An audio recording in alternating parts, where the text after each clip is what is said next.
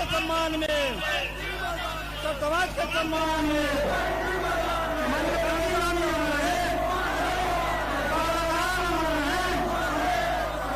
Party जिंदाबाद,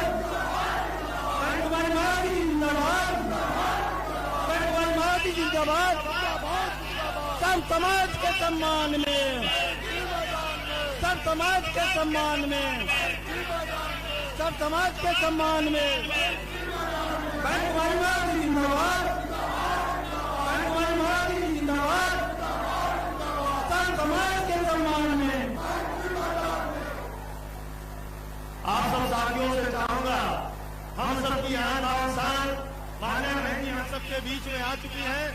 दोनों हाथ उठा करके जोरदार ताली बजा करके मान्या बहन जी का स्वागत करने का काम करें।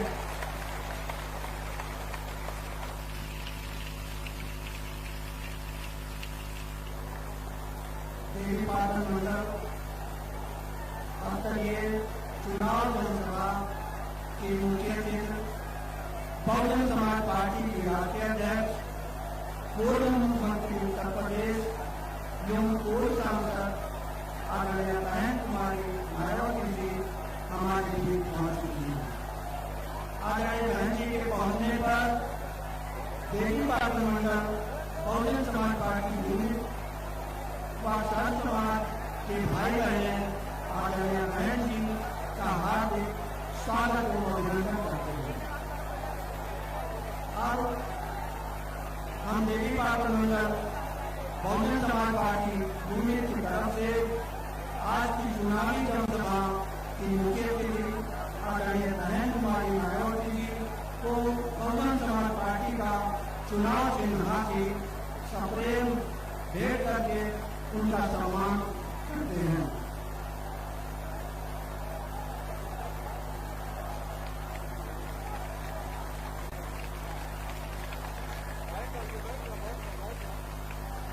अब मैं ज्यादा समय लेते हुए अनुरोध करूंगा आज की चुनावी जनसभा की करके बहुजन समाज पार्टी की राष्ट्रीय अध्यक्ष प्रदेश की पूर्व मुख्यमंत्री व पूर्व सांसद जो करोड़ों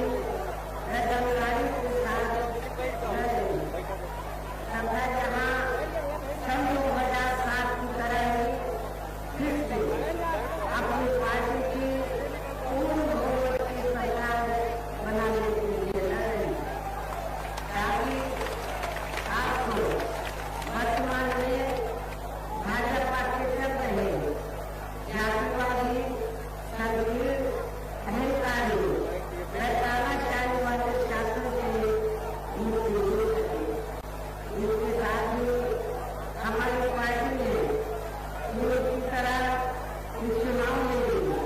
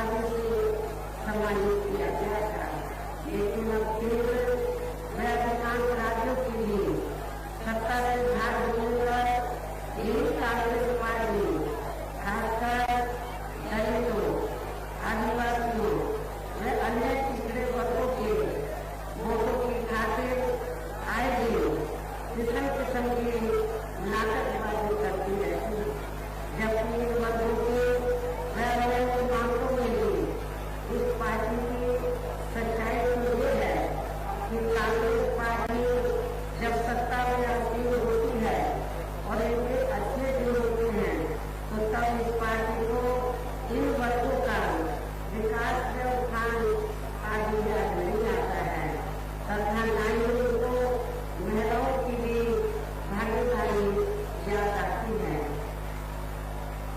इतना ही नहीं बल्कि इस पार्टी के बाद खासकर यहाँ सपा व बीजेपी आदि की बड़ी सरकार होगी, यूपी की जनता अधिकांश मामलों में काफी ज्यादा दुखी रही।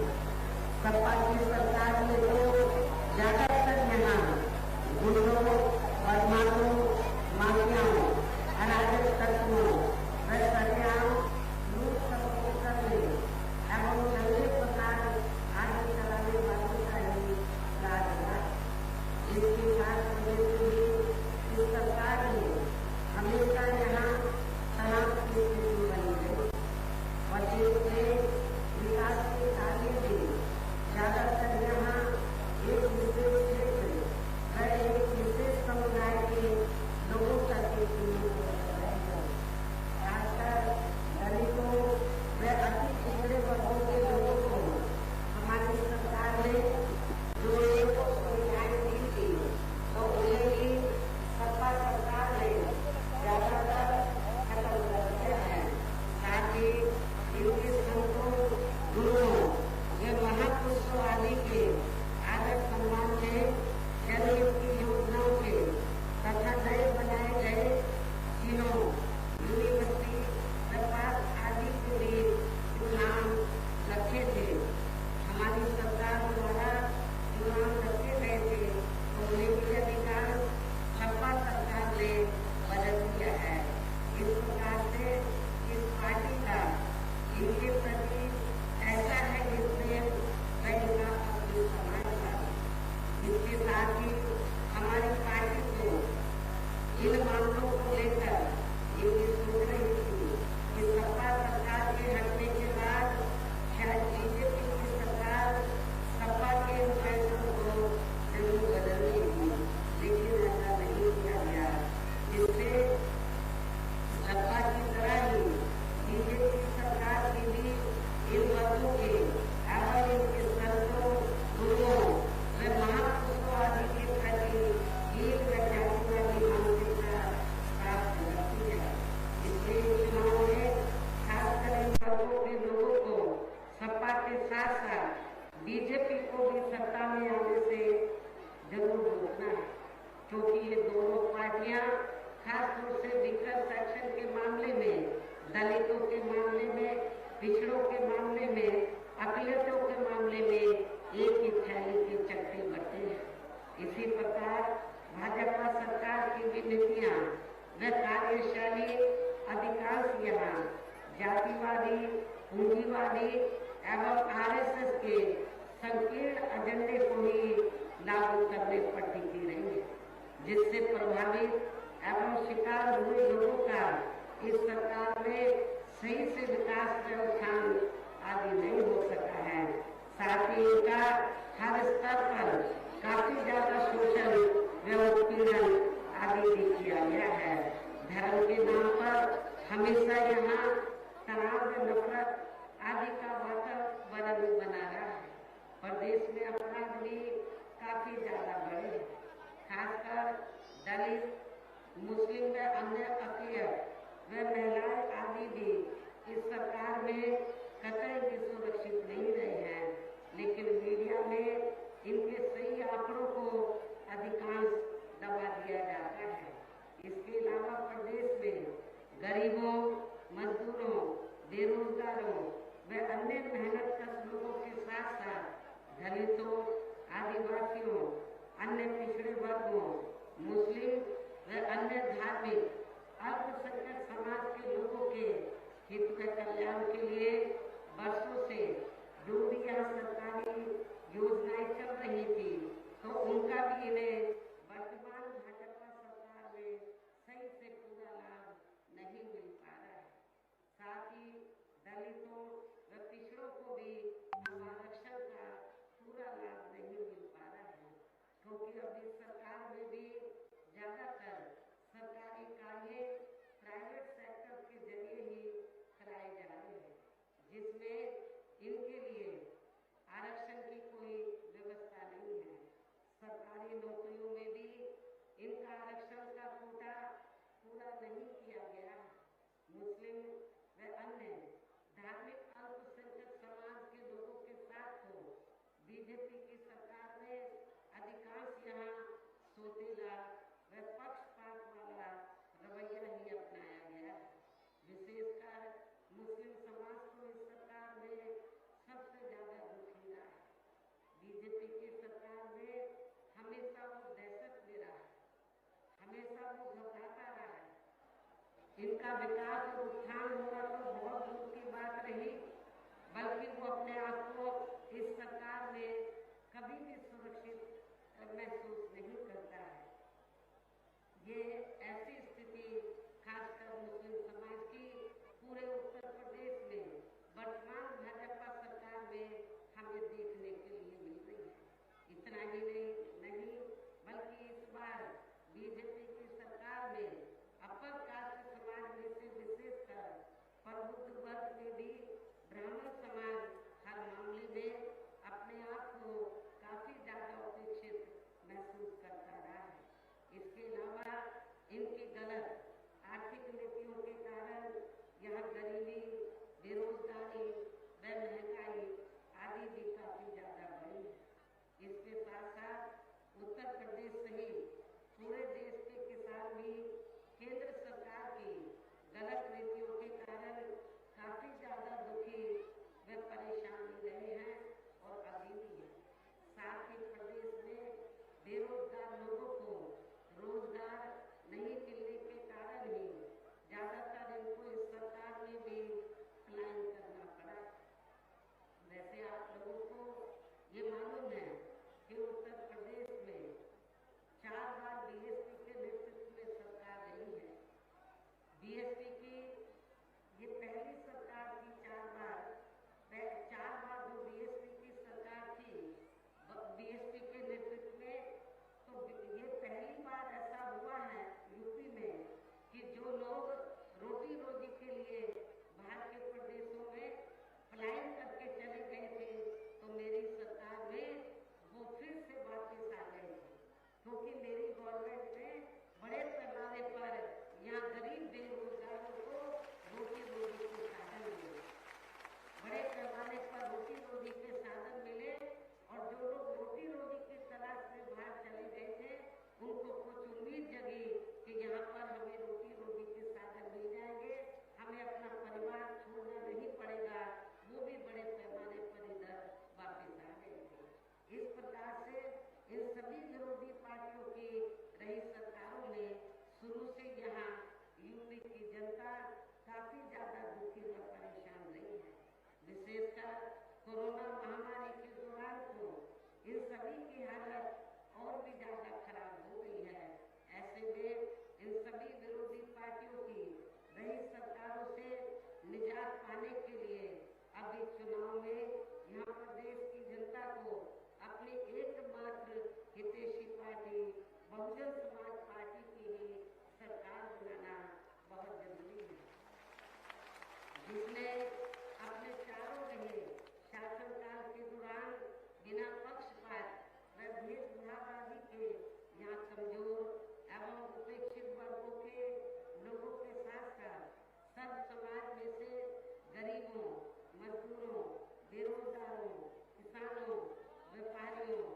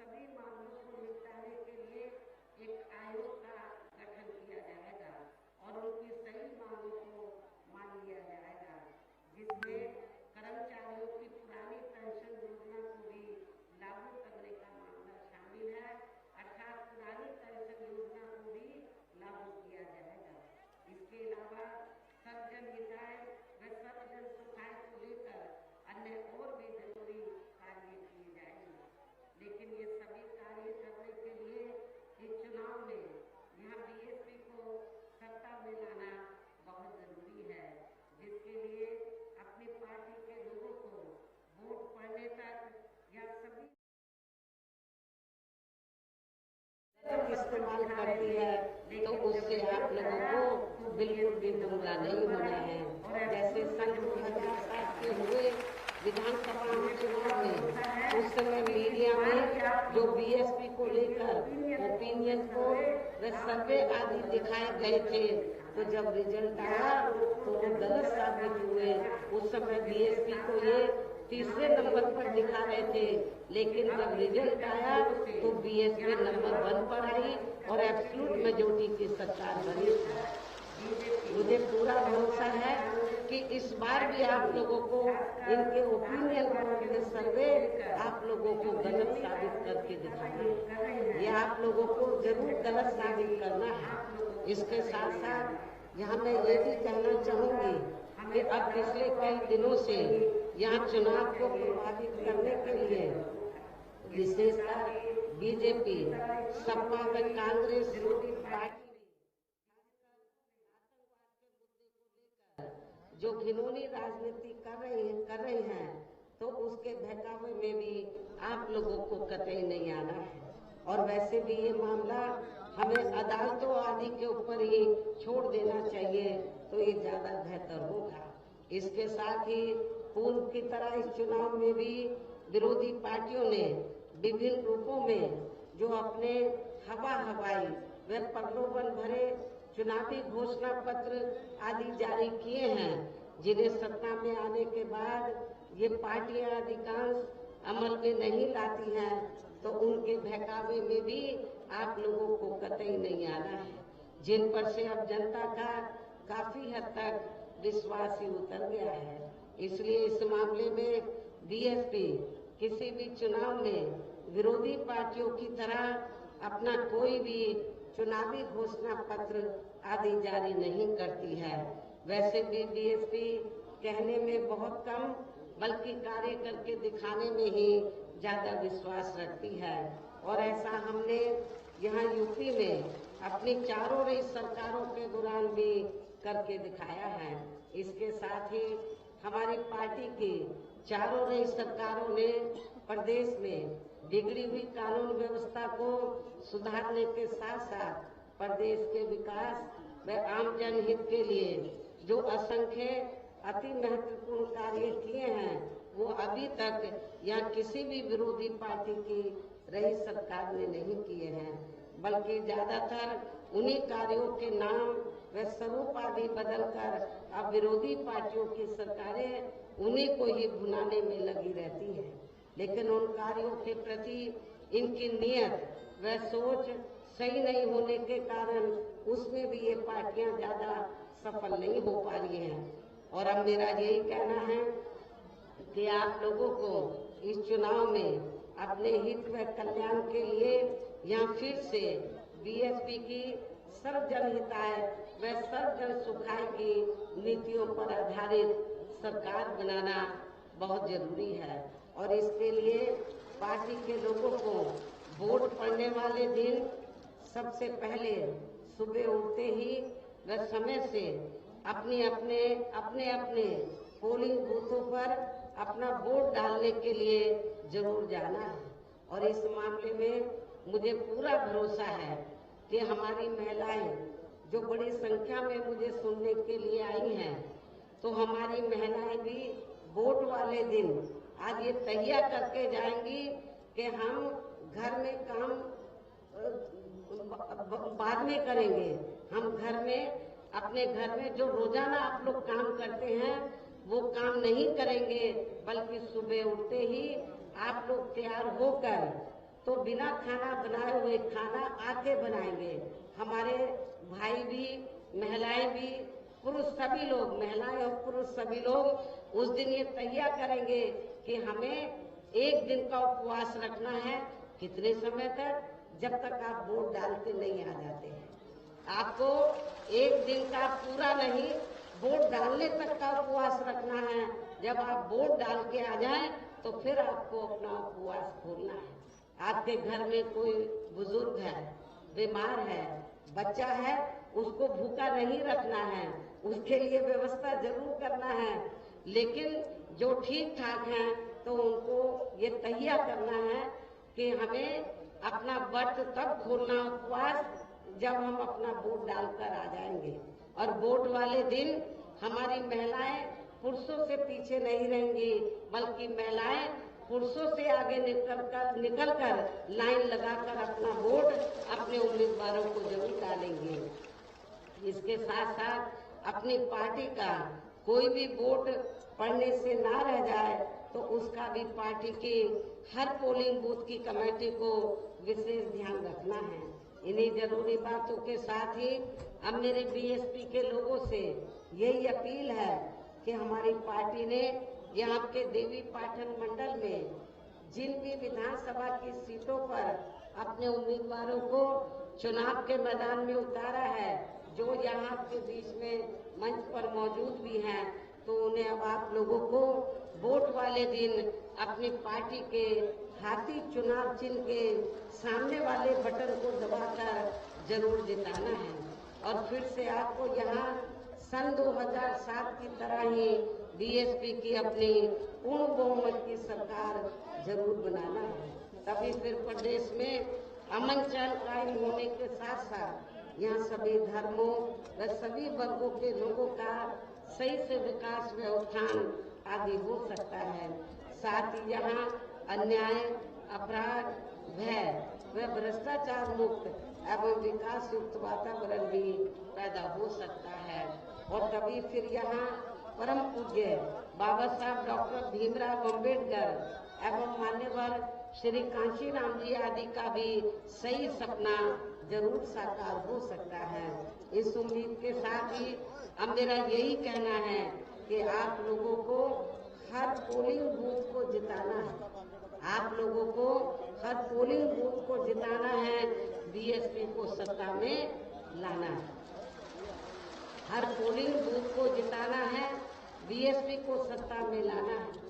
वैसे आज आप लोगों के जोश को देखकर, आपकी भीड़ व भीड़ के जोश को देखकर मुझे ऐसा जरूर लग रहा है कि आप लोग बीएसपी के नेतृत्व में अपनी 5वीं बार सरकार जरूर बनाएंगे। बीएसपी के नेतृत्व में अपनी 5वीं बार सरकार जरूर बनाएंगे और अपनी बहन जी को 5वीं बार उत्तर प्रदेश का मुख्यमंत्री जरूर बनाएंगे। मुझे पूरा भरोसा है। इस विश्वास के साथ ही अब मैं पुनः अपनी पार्टी के देवी पाटन मंडल के सभी उम्मीदवारों को जिताने की पुरजोर अपील करते हुए अपनी बात यही समाप्त करती हूँ। जय भीम, जय भारत। तो बीएसपी सुप्रीमो मायावती को आप सुन रहे थे बहराइच में।